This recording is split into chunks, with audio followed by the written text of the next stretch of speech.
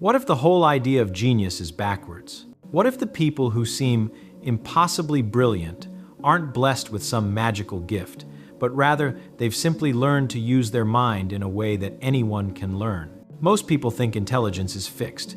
You either have it or you don't. But watch what happens when someone truly understands something versus when they've merely memorized it. The difference isn't in the brain they were born with. It's in how they've trained that brain to work. The real question isn't whether you're smart enough. The question is, are you thinking or are you just collecting answers? Here's the problem. Walk into any classroom, any library, anywhere people are trying to learn, and you'll see the same mistake repeated endlessly. Someone sits down with a textbook.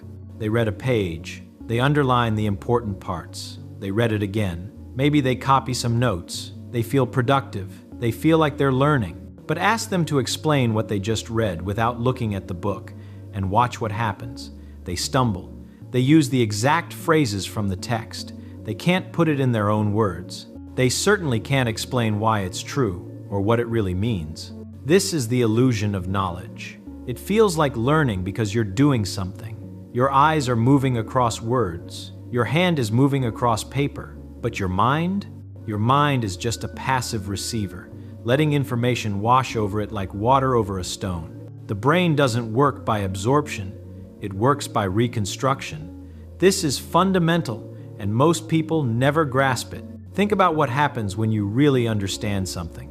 Let's say you're trying to understand why heavier objects don't actually fall faster than lighter ones, despite what seems obvious from everyday experience.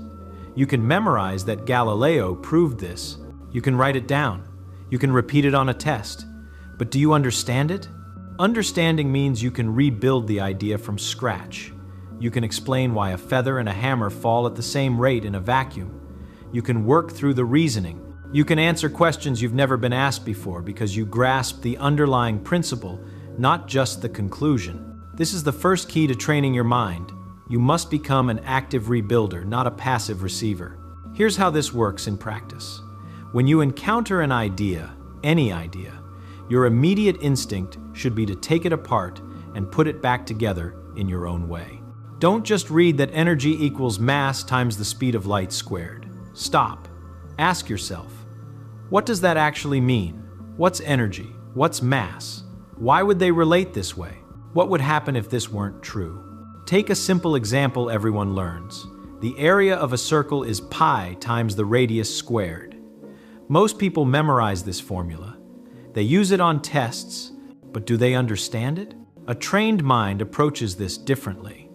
Why should the area depend on the radius squared? Well, if you double the radius, you don't just double the area. You create a circle that's twice as wide and twice as tall, so the area should increase by a factor of 4. That's the squared relationship right there. And pi? That's just the proportionality constant that comes from the specific geometry of circles. See the difference?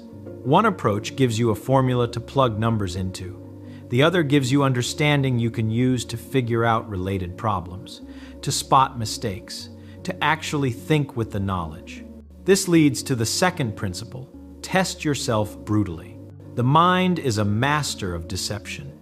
It convinces you that familiarity equals understanding.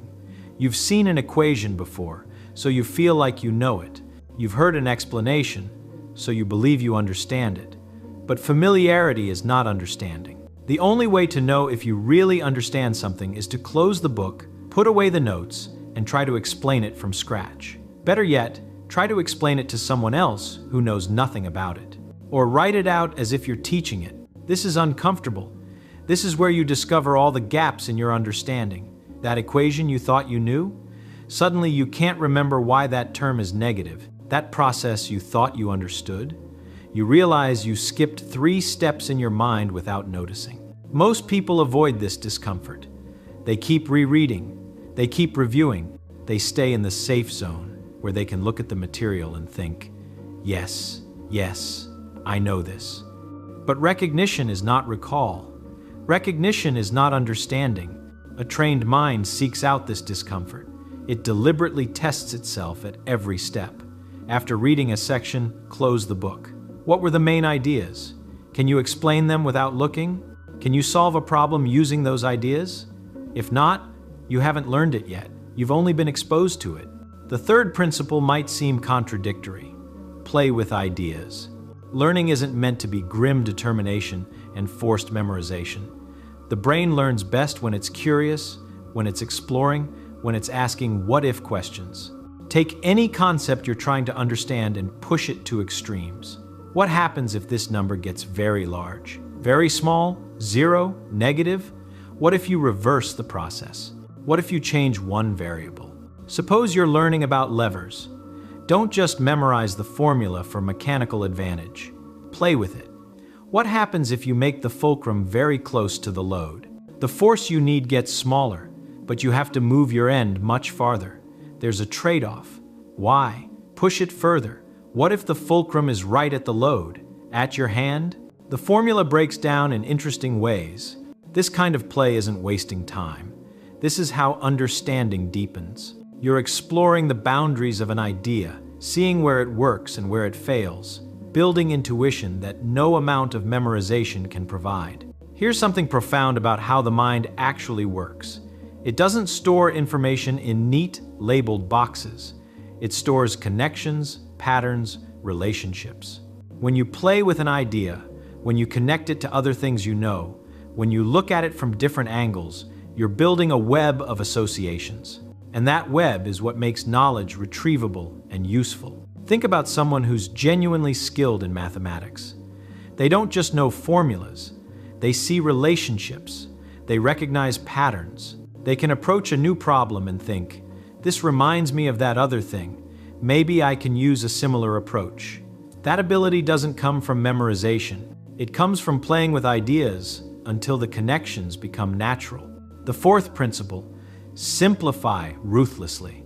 There's a test for whether you understand something. Can you explain it simply?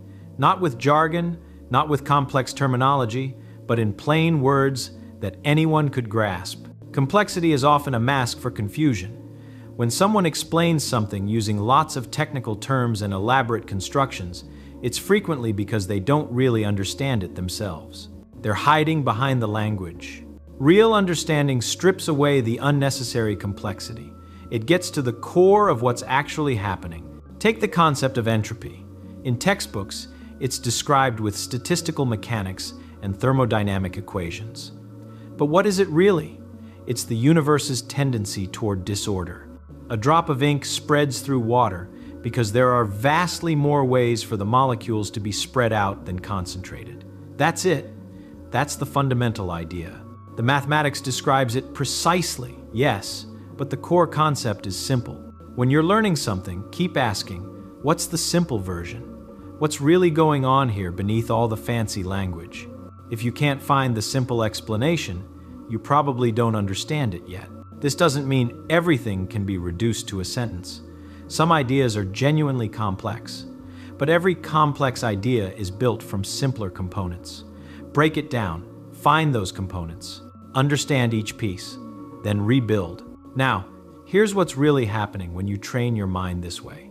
You're not just learning specific facts or techniques, you're changing how your brain processes information. The brain is remarkably plastic. It physically changes based on how you use it. When you practice active reconstruction instead of passive reading, you're building stronger neural pathways. When you test yourself, you're strengthening recall mechanisms. When you play with ideas, you're creating connections. When you simplify, you're organizing information in more efficient patterns. But there's something deeper still. You're developing what might be called intellectual independence. Most people are taught to trust authorities, to accept what the textbook says, to memorize what the teacher explains. But understanding requires skepticism, not stubborn denial of facts, but healthy questioning. Why should this be true? How do we know this? What evidence supports it? What would prove it wrong? This skeptical mindset is crucial. It forces you to actually think about what you're learning instead of just accepting it. And remarkably, this skepticism often leads to deeper understanding than blind acceptance ever could. Consider any scientific principle you've learned. Don't just accept it because it's in a book. Think about the evidence. What observations led to this conclusion? What experiments tested it? Are there alternative explanations? Understanding the path to knowledge is often more valuable than the knowledge itself. This isn't about rejecting established science. It's about understanding why it's established, what makes it reliable, where the boundaries of our knowledge lie. Let's bring this down to practical application. Suppose you're studying physics, trying to understand Newton's laws of motion. Here's what the untrained approach looks like. Read the laws, memorize them, practice plugging numbers into formulas, pass the test, forget everything in 6 months. Here's what the trained approach looks like. Start with the first law. An object in motion stays in motion unless acted upon by a force. Don't just read it. Close your eyes and picture it. A puck sliding on ice keeps going until friction stops it. But what if there were no friction? It would keep going forever. Why? Because there's nothing to stop it. That's not obvious from everyday experience where everything slows down. But in space, objects do keep moving. The law suddenly makes sense. Now, test yourself. Without looking, can you state the law? Can you explain why it seems wrong in daily life, but is actually true? Can you give examples? Now play with it. What about circular motion? An object moving in a circle is constantly changing direction. Does that violate the first law? No, because changing direction requires a force. The string pulling the object inward, or gravity pulling a planet toward the sun. The law still holds. Now, simplify it. What's the core idea? Things keep doing what they're doing unless something makes them change. That's inertia. That's the fundamental insight. Do this with every concept. Make it your own. Don't be satisfied with memorization. Demand understanding. Or suppose you're reading history, the fall of the Roman Empire. The untrained mind reads about dates, emperors, battles, memorizes key facts, forgets them quickly. The trained mind asks different questions. What were the underlying causes? Economic, political, military? How did they interact? Could the fall have been prevented? What patterns appear here that show up in other civilizations? How do we actually know what happened so long ago? What evidence exists? What's speculation? This deeper questioning transforms history from a list of facts to memorize into a fascinating puzzle to understand. And paradoxically, this approach makes the facts easier to remember because they're connected to understanding rather than floating in isolation. The same principles apply to learning a language, understanding music, studying mathematics, mastering a craft, active reconstruction, brutal self-testing, playful exploration, ruthless simplification. These aren't specific to one field. They're how the mind learns anything deeply. But here's the beautiful part. As you practice these techniques, something remarkable happens. Learning becomes easier. Not because the material gets simpler, but because your mind becomes stronger. You develop mental tools that work across domains. You build confidence in your ability to figure things out. You stop being afraid of difficult material because you know how to break it down and understand it. This is what people mistake for genius. It's not some innate gift, it's a trained skill. The difference between someone who seems brilliant and someone who struggles isn't the brain they were born with, it's how they've learned to use that brain. Think about the implications of this. If understanding is a skill you can develop, then the limits on what you can learn are far broader than most people imagine. That subject that seems impossibly difficult, it's probably just being approached wrong. Those people who seem naturally talented, they've probably just developed better learning strategies, often without even realizing it. The tragedy is that most educational systems teach the exact opposite of what actually works. They reward memorization, they discourage questioning, they present knowledge as finished facts to be absorbed, rather than ideas to be rebuilt and understood. They create the illusion that learning means hearing information, when real learning means transforming information into understanding. You can break free from this. You can train your mind. Start small. Pick one thing you're trying to learn right now. Apply these principles. Close the book and try to explain it. Test yourself ruthlessly. Play with the ideas. Simplify them to their core. It will be uncomfortable at first. You'll discover how much you don't actually understand. That's good. That discomfort is the feeling of real learning happening. That's your brain being challenged to actually think rather than just absorb. Stay with it. Build the habit. Make this how you approach everything you learn, and watch what happens over time. Understanding compounds. Connections multiply. The mind strengthens. There's a profound satisfaction in genuine understanding that memorization can never provide. It's the difference between carrying someone else's conclusion and discovering the truth yourself. It's the difference between knowing that something is true and understanding why it must be true. This is available to anyone. It's not reserved for the gifted few. It's simply a matter of training your mind to work the way it was meant to work, actively building understanding rather than passively collecting information. The universe is knowable. Reality follows patterns we can comprehend. The laws of nature, the structure of mathematics, the flow of history, the logic of language, all of it can be understood by a mind willing to do the work of understanding. So here's the challenge. Stop asking whether you're smart enough. Start asking whether you're thinking deeply enough. The genius you admire in others, it's not magic, it's method. And that method can be learned. Your mind is more powerful than you've been taught to believe. Train it properly, and there's almost no limit to what you can understand.